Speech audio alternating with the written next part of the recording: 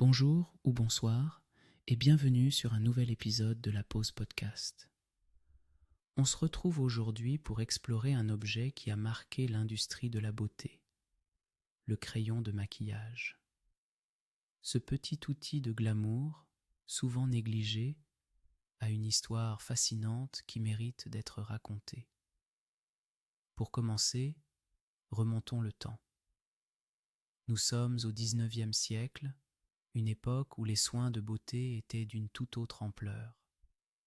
À cette époque, les femmes utilisaient des ingrédients naturels pour embellir leurs traits, mais il n'existait pas encore de crayons de maquillage tels que nous les connaissons aujourd'hui.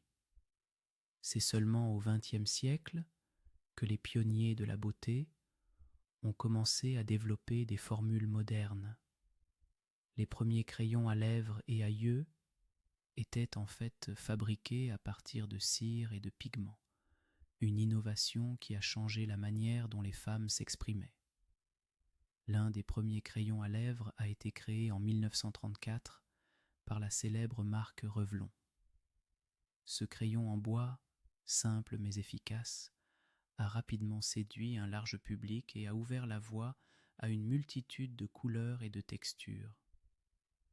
Avec le temps, les marques ont introduit des formules plus sophistiquées, enrichies d'huile et de cire, pour offrir des textures crémeuses et confortables. Mais au-delà des aspects techniques, le crayon de maquillage est également devenu un symbole d'expression personnelle. Dans les années 1960, avec l'avènement de la culture pop et des mouvements artistiques, le maquillage a pris une nouvelle dimension. Le crayon est devenu l'outil de choix pour créer des looks audacieux qui reflètent la personnalité de chacun. Aujourd'hui, le crayon de maquillage est un incontournable de toutes les trousses de beauté. Des milliers de nuances sont disponibles et les formules vont des plus mates aux plus brillantes, permettant à chacun de trouver le crayon parfait pour sa peau et son style.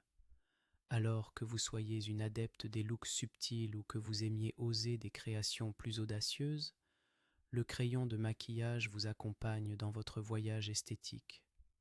Et n'oublions pas, au-delà du maquillage, chaque coup de crayon est une façon de révéler notre beauté unique.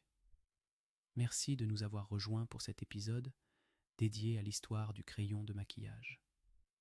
J'espère que vous avez trouvé cela intéressant et apaisant. N'oubliez pas de prendre un moment pour vous et de célébrer votre propre beauté. À bientôt pour un nouveau podcast relaxant.